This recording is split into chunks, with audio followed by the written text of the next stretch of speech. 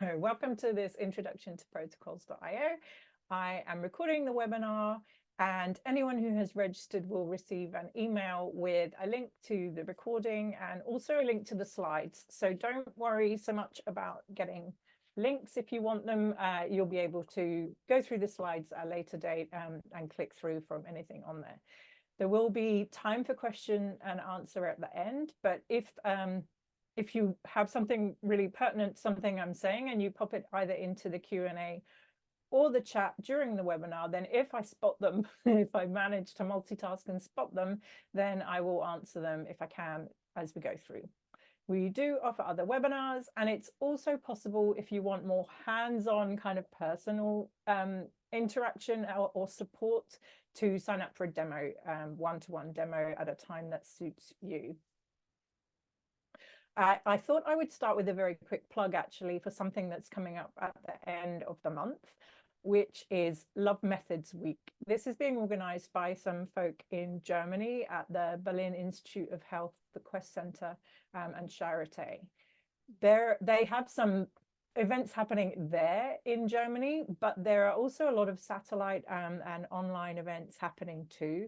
I am going to actually pop the links that I've got here though into the chat. So we are running one session, which is the one shown here at the bottom, which will be more of a workshop and get you into a workspace on protocols.io and playing around with the tools. So if you want to join up for that, it should be a fun event. So please feel free. And please let others know about this. And it's a sign of the times that people are starting to recognize why sharing research methods is important. We've seen a lot of work around making short papers are open, and we've had open access week for a long time, and then we've moved to data, and there's a lot of focus on sharing data and had Love Data. So it's wonderful this year to see an inaugural Love Methods Week happening. But back to today is a brief agenda of what I'll cover. So I'll start with a bit of a background of why it's important to share your research methods, an introduction to protocols.io with a little bit of oversight of some of the key functionality, show you how to navigate a little bit. It's all done in slides, it's not demo, but you can go in and play around yourselves. Feel free to sign up and kind of play while I talk if you want to. It's always good to know if people are managing to make out, and then we should have time for questions and answers. So we'll start though with a bit of a background. So what is it? What is it that we're trying to do? What's the issue? Is there a pain point that we're addressing? So yes is the answer to that, is that methods that are generated during research are frequently lost. So even after something's formally published, it turns out that quite often the papers themselves don't have the full details. So these are tweets on the left, and in the middle, the left from a biologist and the middle from a physicist, where the researcher has gone to look up information from a past published paper. And within the paper, they end up on a citation chain, being consistently pushed back to an earlier paper, to another earlier paper. And in the case of the biologist, they eventually found a 1987 paper that was paywalled, probably paper only, because that will have predated internet. And it's impossible to get a hold of that paper. Even if they did, it might not have much information in it. But in theory, that method is somewhere in a paper that they can't access. This physicist, devices fabricated as previously described. And in the original method section, it actually just says devices were fabricated with conventional methods. So there's an issue of published research being able to be found, accessed, and replicated. I saw Olga's just popped a note. Yes, the presentation will be shared. I'll give you a link to the slides as well. So it's hard for researchers to go back and find, access, or replicate the details from published research. And even beyond whether you can actually get to the paper, sometimes even if you can get to the paper, there's not enough information in the paper for you to replicate. So this is an example, cancer biology reproducibility project, which was undertaken a couple of years ago by some teams in America. And there's a write-up in The Atlantic, which is excerpted here on the left. But the basic idea here was that these teams at the Center for Open Science and Science Exchange were going to try to replicate all of the experiments and protocols that had been published in 50 cancer research papers. So perceived high impact, important papers about cancer biology. And it turned out that it was really hard to do that. So the excerpt here, the hardest part by far was figuring out exactly what the original labs actually did. So papers should have method sections that ought to provide recipes doing the same experiments. Often those recipes are incomplete, missing out important steps, details, or ingredients, and in some cases, the recipes aren't described at all. So building and repeating on that previously published work is really difficult, it turns out. And in this case, they looked at the papers and the information wasn't in the papers, but they also spoke to the researchers. So they went back to the original labs, asked them for the details and information of the experiments. And it turned out often the researchers themselves didn't have that information either.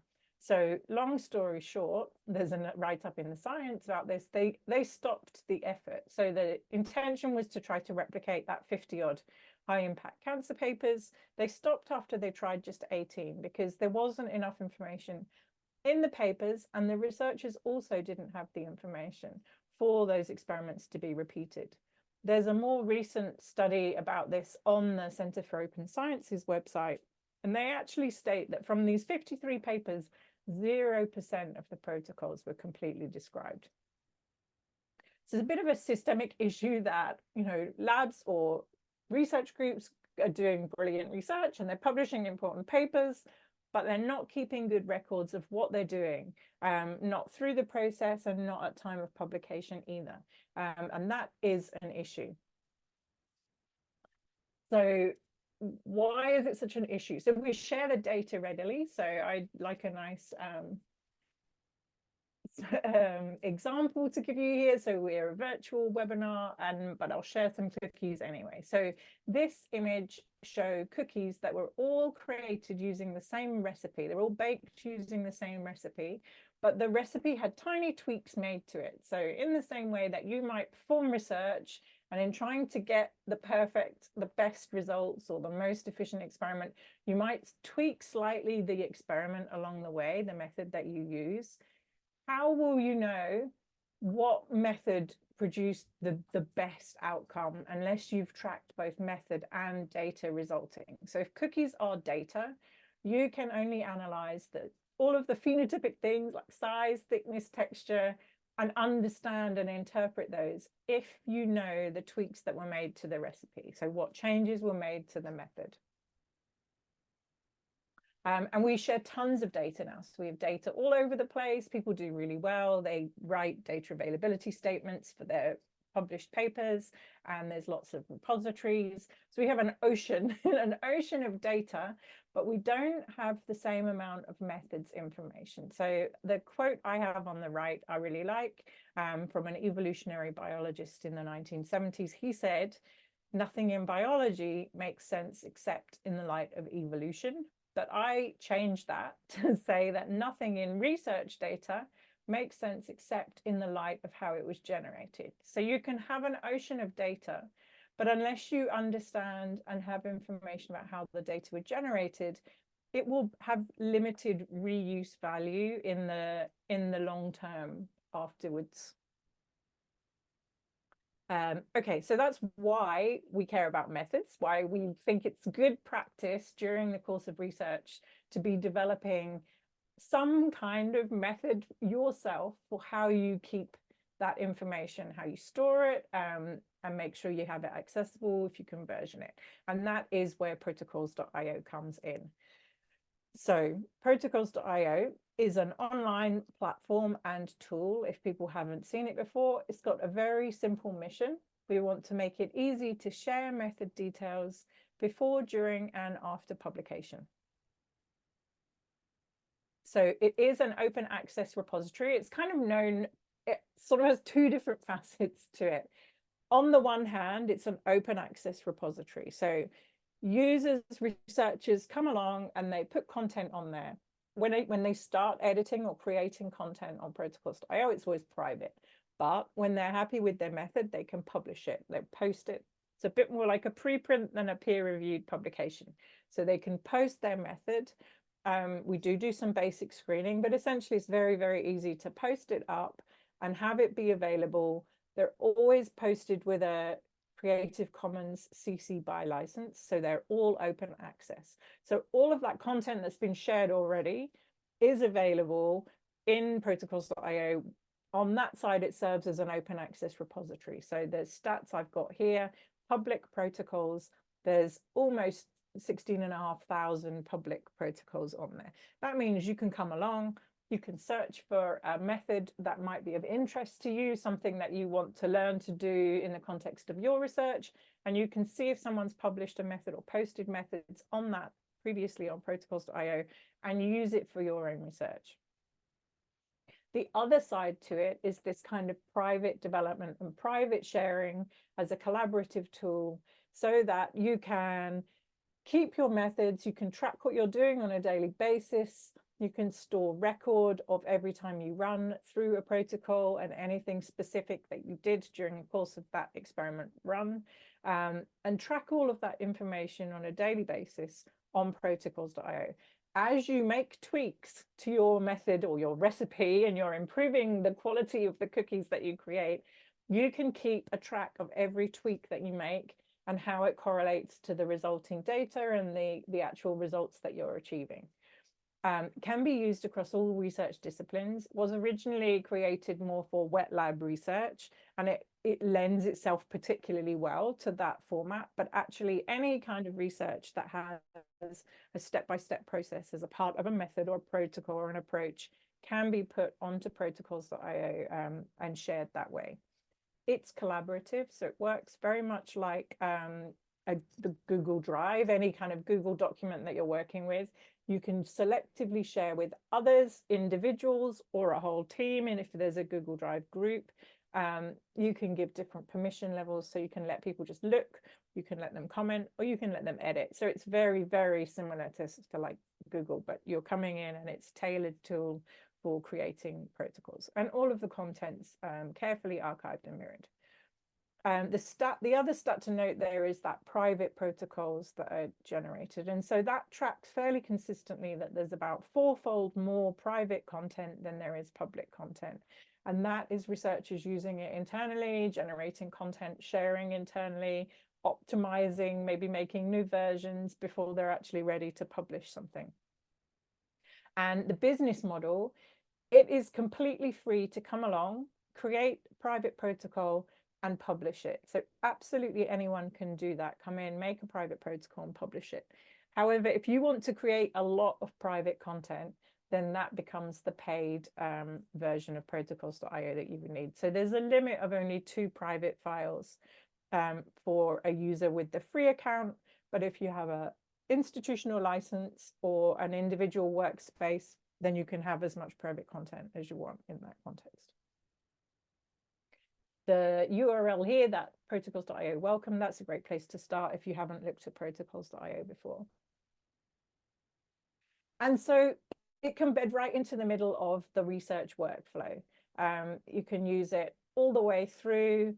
If you start defining a research question that you're going to investigate and think about an approach to investigate and plan and outline that, and then start to plan methods. Maybe you find some protocols and think about what those might be and start to create content on protocols.io. Actually, maybe you found some that someone else has published and you like, I want to adopt that and use it, adapt it for my lab.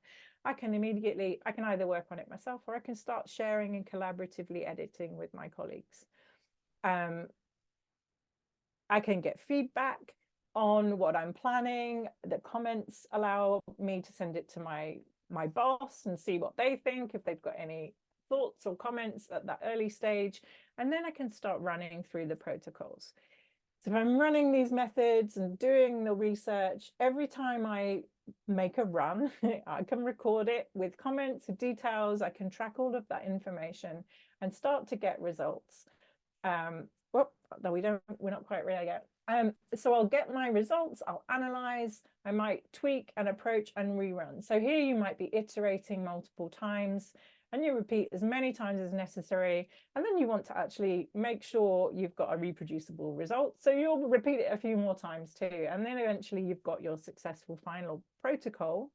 And at that point, once you have it all there in the system and it represents exactly what you did, you can actually publish it. So you can then get a DOI, a digital object identifier, for your research manuscripts, material and methods section. I'll show you how that looks in a minute.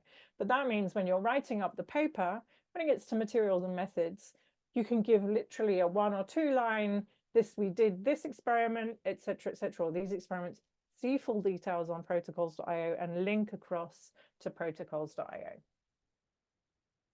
And this is how that looks. So this is a PLOS biology paper that was published quite a few years ago now, going back to 2017. And in the materials and methods, it says methods and protocols for all of the different experiments we did are available as a collection on protocols.io with a link to the DOI. And that's right there. So if you click the DOI, it brings you to the protocol on protocols.io.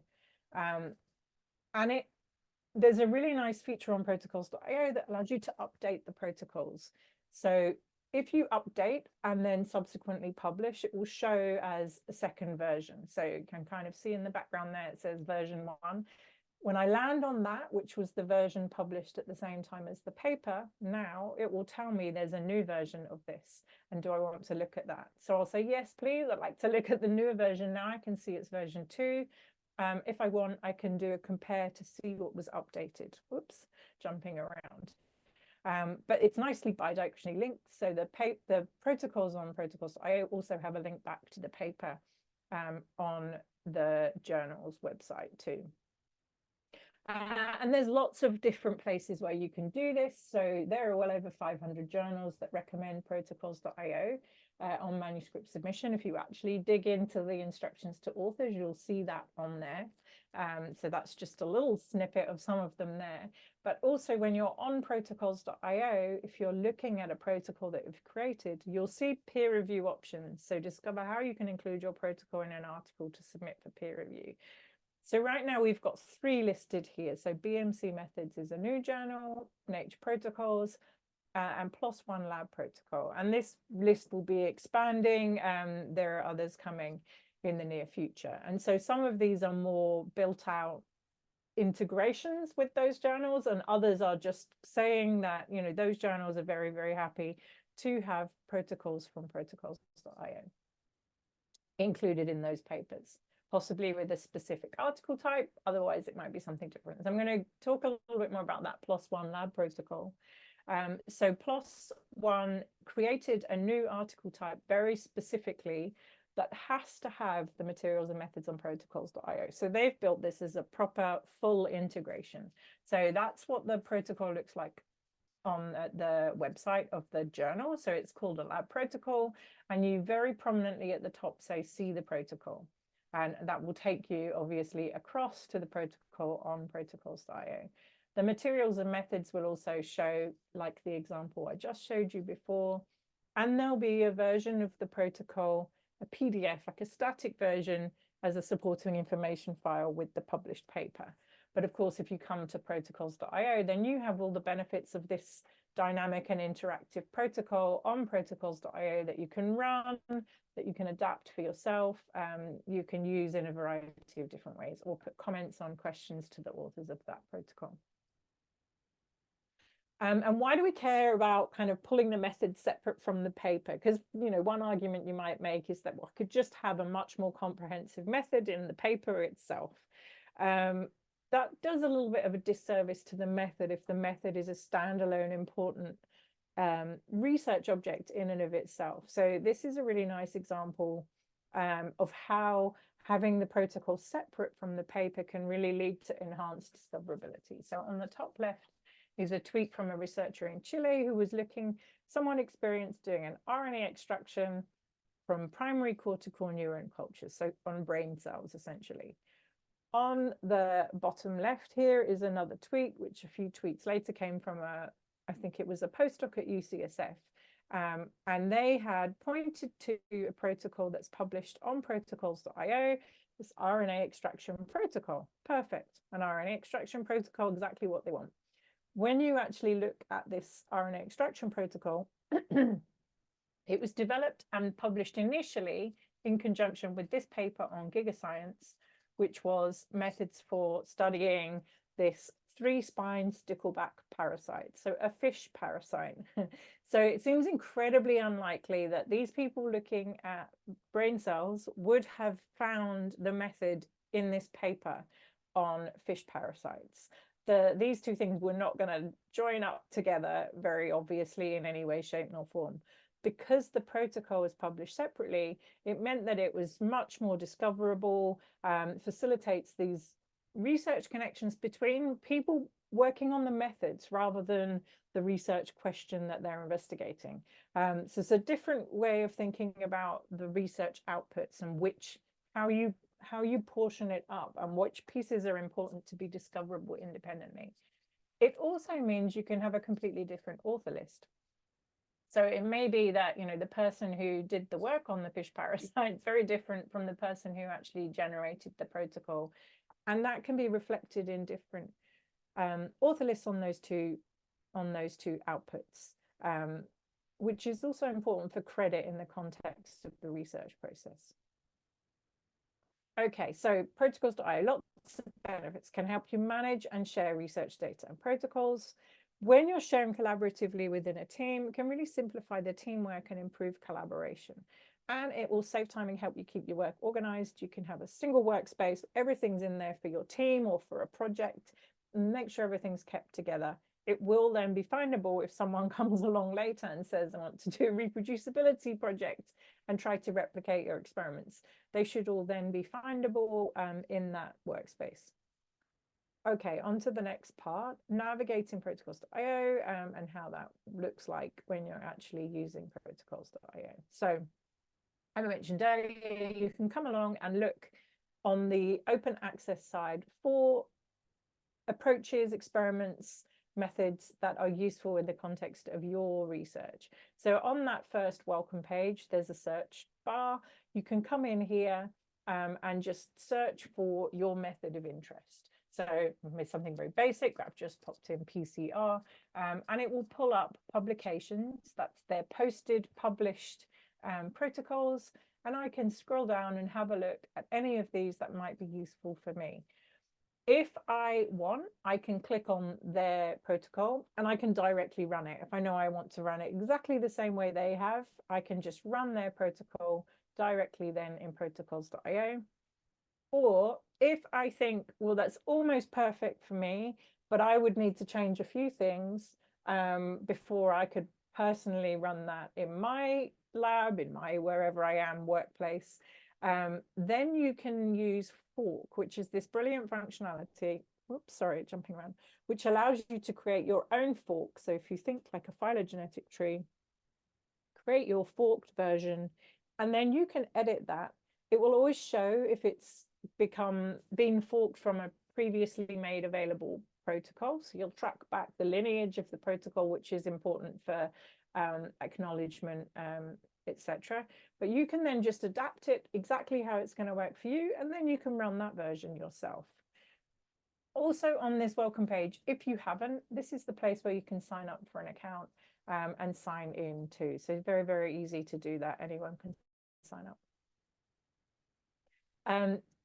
Similarly, if you don't want to look just for individual protocols, you might actually want to look for communities of people who are working on protocols.io from that search place. So if you search in there for organoid and look under workspaces, you will find quite a few public workspaces that you might want to think about. Oh, that might be a good one for me to join. There'd be good work going on. Or if you publish content, you may just want to make sure your published protocol appears on that workspace so that it's findable by someone else who would come along who is interested in organoids and assembloids, for example, which is the one shown here. So you can look for public workspaces that will be relevant to your research as a good starting point for thinking about how you would put your content on there. but also to interact with the other members in those communities, because you can have discussions in there, comment on one another's content, etc. I did mention the business model earlier. So there are a fair number now of organizations that do have licenses. And if you have that institutional license, that will mean you've got much less restrictions on your account for creating private content. So if you want to come and check, you can click on this protocols.io/institutions. About halfway down the page, there's a drop down. You'll see the locations that have the accounts already in there. And if you're signing up from one of those places and you use your work email, it should automatically become premium. If you use a Gmail or you've already made an account and then you realize, oh, I'm wherever Manchester, and now we've got a premium license, you can validate with your Manchester email, even if you've used your Gmail. So there's ways to do that. So if anyone needs that info, they should follow up separately. So those I've again alluded to, the different options. So most people may be using this Open Research free account, which has 2 private protocols, but you can publish as much as you want. You'll still get good basic support from us, and all of the content will still have good preservation. If interested in just within one research group having one premium workspace, you can do that. And then in that workspace, you would have unlimited private protocols. It is paid per user, per workspace, per month. So that does come with fee. The ideal really would be this institutional license where everyone at an organization would have access. So anyone wants more info about any of this, they can follow up separately later too. When you're in protocols.io, just keeping an eye on time, there are 3 different kind of views that you will see. So the file manager is exactly what it sounds like. It's the location where you can see all of the files in your workspace. You can create subfolders and move content around, so you can organize it however makes best sense to you. If you're working on an individual protocol or a document, you'll be using the editor and the viewer. So you can toggle between those really easily. Right, top right, there's like either edit or view, depending which one, and you can just go between them. So this is where you would develop protocols. You can make changes to them, you can add comments on them, etc., etc.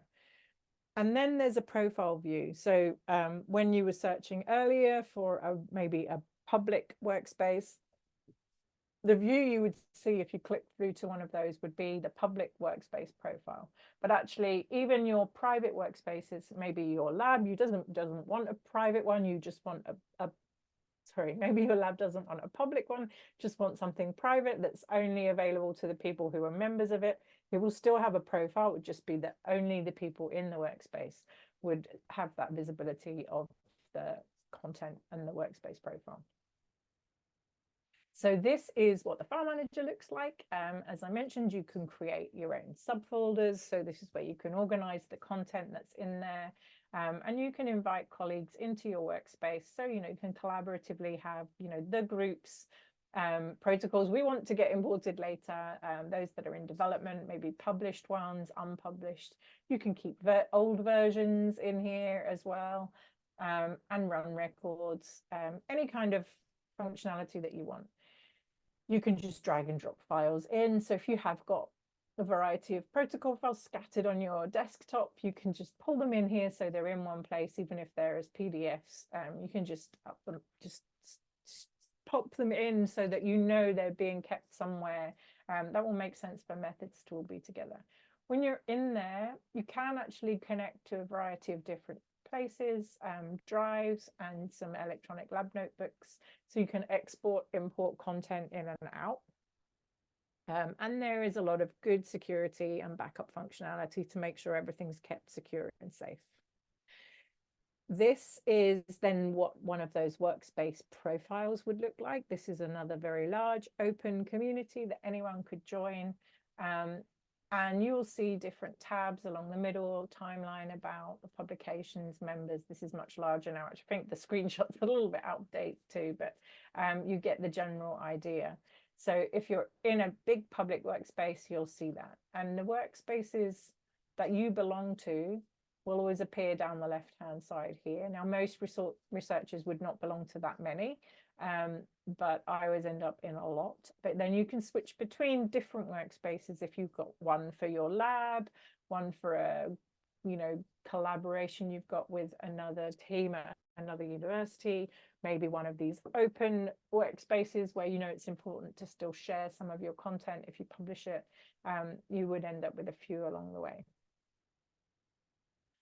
And you can, as I said, you can toggle between all of those. So this is a bit zoomed in. There's a little caret next to each workspace image. And if you click out, it will allow you to go between the folder, which is that file manager view, or the profile view. So these two here. But you can also access all of the administration things here. Whoever creates the workspace initially will be the administrator. You can add other people as administrators as well if you want to. And again, here, each of these workspaces would have the ability to expand that out and switch between the folders, the files, the profile view, etc. for any of them. So this, again, is that administration. So I'm an administrator of this workspace. Turns out I'm the only member of this workspace, but I could add other people if I wanted to do so. And if I click on administration, I can access all of the different administrative functionalities that there are. So workspace settings brings me up this page. I can expand, there's lots more things below. I can manage the members and do lots of other things. So this is some of the other settings in there. They all start out private by default, but if you want your lab workspace to be public, you can make it public. You can control, do other members, are they only by invitation? So I can selectively just give invitations to a handful of people, or do I want it to be open to all? This would generally be on a paid workspace, then you would have it open to all. But you can toggle lots of different settings, get a link to invite your colleagues if you want to, and control the permissions. So you can add them, but then you maybe want to limit what they can do in there. So there's all sorts of different settings in there. And now I've jumped again. So this is the editor view. So when you're in the file manager, if you are ready to make a protocol, on the right is this new, and you'll click new protocol. It will ask you where you want to create the protocol. So maybe I'm going to put it in my working protocols unpublished, or maybe I might put it in protocols in development. It will then ask you what kind you want: generic, biology, computational, workflow, or chemistry. Choosing one of these doesn't actually limit any future functionality. It just tries to preload the kinds of elements here, these components that we think you might be more likely to use depending on the type of protocol. So you'll then end up with a new protocol created. You can write the title in and start adding steps. And it is very easy to do. So you've generated the protocol. You can make sections as well. Underneath new step, it also said new sections. So if you make sections, they get color coded, and that will generate essentially a table of contents for the protocol. These are the detailed components here. And so these are the ones, this is what you would preload if you pick biology or chemistry or generic. But again, if you click on the arrows here, you can toggle between. So you can still get to the ones that might be slightly different on chemistry or computational here if you want, and you can actually just view all. So if you want to have a look around at all the different things that are in there, then you can find them.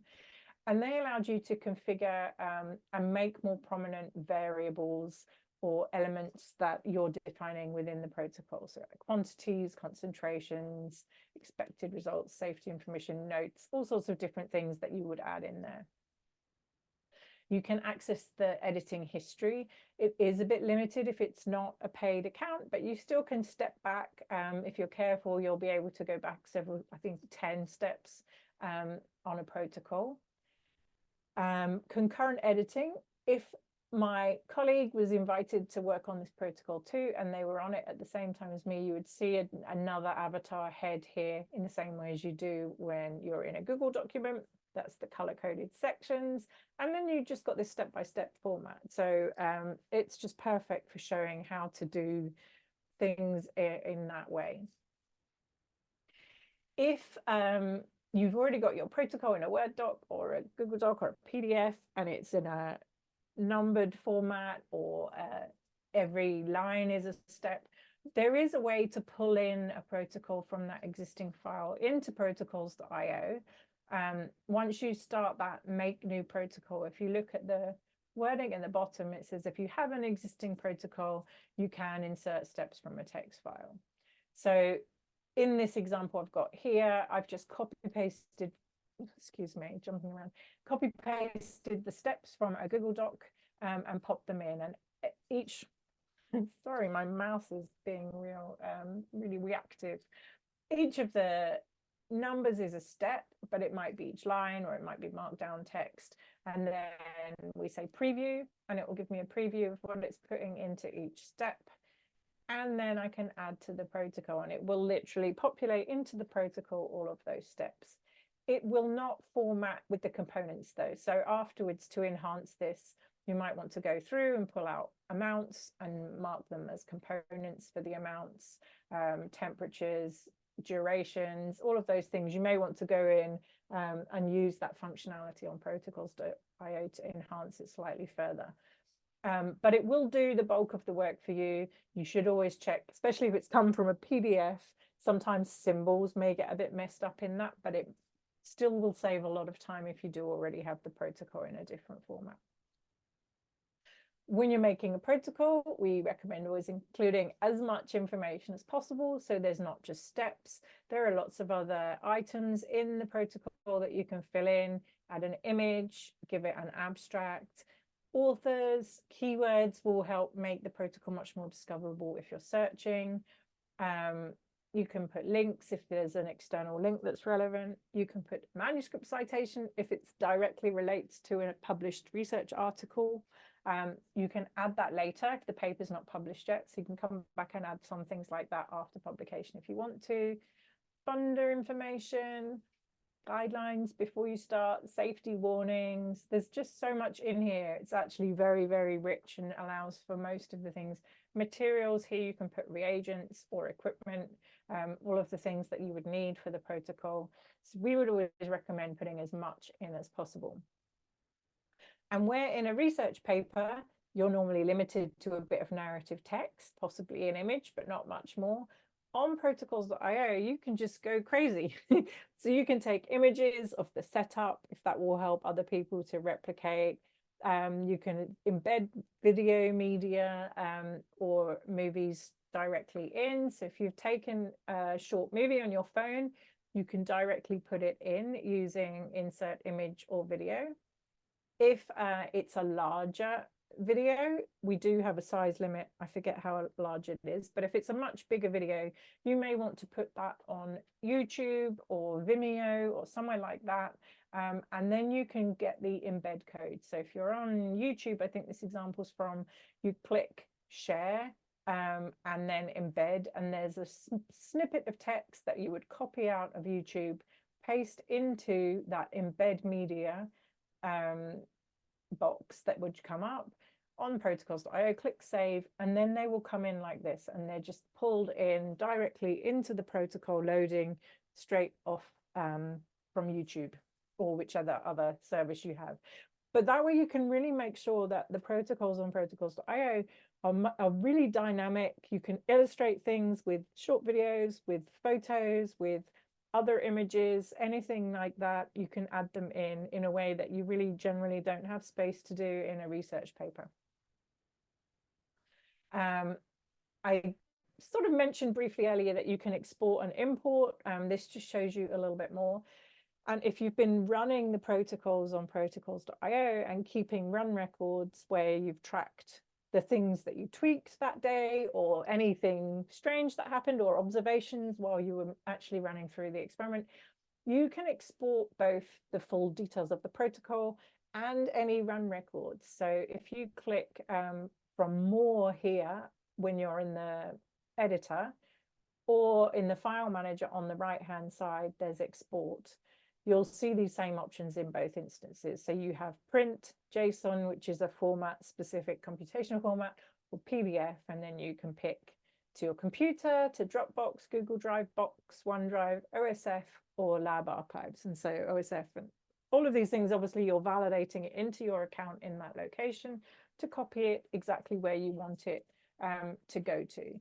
So for electronic lab notebook integrations, you want to maybe keep the run records with the data so you can correlate the run with the data generated on each day. Remember, you want the cookies, you want to know which method you use to create the best cookies. You can push from protocols.io to Lab Archives, but we do also have integrations with RSpace and Cynote. But for those, you log into the electronic lab notebook and you pull from protocols.io. So they're done in a slightly different way, but the end result is the same, allowing you to seamlessly join content on electronic lab notebook with protocols.io. And then I showed you earlier how you can put the DOI into your research paper. It is really easy to generate and get that DOI, which is a DOI, digital object identifier. All of your published papers will have those. We generate these the same way for protocols.io. So if you're looking at the protocol, you click more, and you will see post draft, reserve DOI, or publish. Reserve DOI, if you don't want to fully make it public, but you'd like a DOI and a private link so that you can have DOI for a research paper and share private access with editors or reviewers. That's the way that you would do that. Publish will take you all the way through and actually make it publicly available and generate the DOI at the same time. So they're very, very easy to do. I forget, no, I don't have the actual thing, but it's basically a 6-step process. Very easy to go through. Make sure you have added authors, that you've given funder information, that there's an abstract. There are a few metadata fields we'll make you fill in if you haven't. And if you have a paid account, when you click finally publish, my co-authors agree, everything I understand, I'll be making it permanently available. It will become publicly available and you'll get the DOI almost instantaneously. If you're somewhere that doesn't have a paid account or a license, it will enter a screening process, and we look at all of them before we actually say yes, okay to publish. And the reason for that is really just that we do get spam coming through, and we try and screen that before it goes live. So it's a little bit like preprints just being scanned and checked before they're posted at a preprint server. But very, very easy to do. And then you've got your DOI. If you do use reserve DOI, the only complication is that you have to remember to come back and actually finish that publish process when the paper is going to be published as well. I mentioned you can use for commenting. So if before you've shared publicly, you're working on it with your team, your boss comes along and they want to give you feedback, they can very easily click on a step and add a comment on that step. When they add a comment or a question, the owner of the protocol will get an email telling them about that. And you can then address it, reply if you want to actually on the comment, or resolve it when you know that it's fixed, and do it this way. So you can do this on a private protocol, but it can also happen on public protocols. So this means that published protocols almost have kind of a public FAQ on them. So if it's a well-used protocol, viewers can come along and make comments and questions, and have an interaction with the authors of the protocol that way, which is really nice functionality to have. This is an example of a published one, which has, 100 odd comments, and the authors are very responsive. It's a big method development community. It gets a lot of use, and it really functions as a public FAQ. You can still ask your question privately, but in general, it's great if they're asked publicly, because if you have a question, someone else might have the same question, and that way you're saving time if the authors only have to answer it once.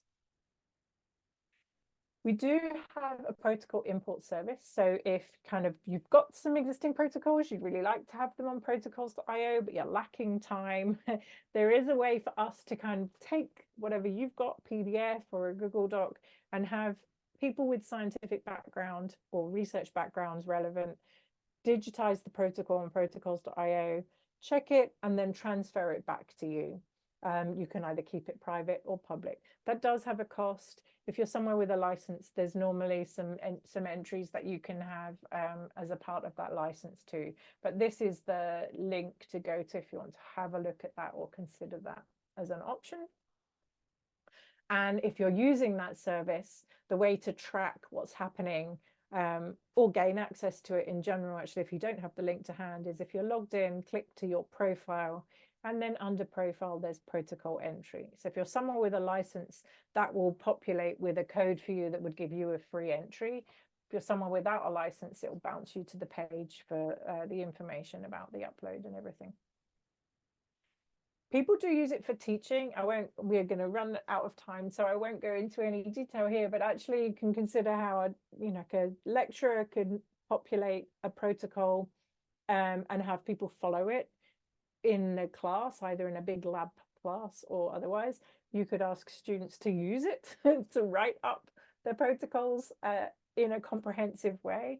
And also computational classes making content and a computational workflow available for students to follow. So there's lots of ways that it can be used, and we've got some nice examples of people that have used protocols.io this way. I mentioned earlier that journals and publishers often recommend protocols.io. Similarly, funders, I mean, a lot of funders already ask for data management plans. How are you going to make your data available? More and more, they're also asking to know how you're going to make your methods available. And some really work very closely with us and even require it. So there are some smaller kind of more niche publishers like a Parkinson's funder, and they require sharing on protocols.io. So more and more funders are thinking about this too. And then institutions with licenses, that's just a few of them. More and more are signing up for that institutional license. If it's something you think might be good for your institution, we can help you kind of look at who the people there might be who would be decision makers, and see if you could advocate and recommend, and we can be in touch with the people at the organization. That was the place to see if you do have institutional license. That's just the link again where you can check and sign up. And I think that was the last slide. We can move on to Q&A. If anyone has questions, feel free to start popping them in. I'll just run through kind of key benefits while maybe people type. But so hopefully from the webinar, you can see how it supports collaboration, increases discoverability. Remember that the brain cells with the fish parasite, you really can create great interactions. It does improve reproducibility and facilitates reuse of methods. If you're sharing the methods publicly this way, you can get credit and recognition for the method development itself. So maybe first author who developed the method, maybe their PhD ran out and they managed to optimize a method, but possibly it took 3 years to do that and they didn't ever manage to apply it to a specific research question. They can get credit, even a paper with the protocol, which will be distinct from the application of the research method. So you can really start to see that credit is due for the method development itself. You have this dynamic permanence, that's the versioning, where if you link to an earlier version in a research paper, you can continue to update the method and you'll be able to always access the earlier versions. Really does improve materials and methods, and gives both researchers but also institutions stewardship of the method as an important research output too. So that is literally everything now. If you have got any questions, please pop them in. So we've got one question come in. What happens to our private content? Let me stop this share so that it's a bit easier to see me. What happens to private content after the premium license ends? That is a great question. If for any reason, sorry, the sun's coming around, I'm trying to chase away from the sun in my office. I don't want to completely block the sun out. If for any reason you're somewhere that has a license and they don't renew the license at the end of a year, you will not lose any of your private content. It will all stay there. You will always be able to access it. You will then, however, your account would revert back to a basic free account. And if you've already got more than 2 private files, that's fine. They will all stay, but you won't be able to make any more private files unless you manage to persuade someone to resubscribe or pay for an individual workspace that way. So far, institutions that have subscribed have all renewed. It's been 100% renewal rate. So it's not been an issue that has come up, but you would never, ever lose the content. So that shouldn't be an issue. Good question, though, and very, very worthwhile clarifying. Well, I will stop the recording if I can remember how to do that. Here we go. But I'm still here, so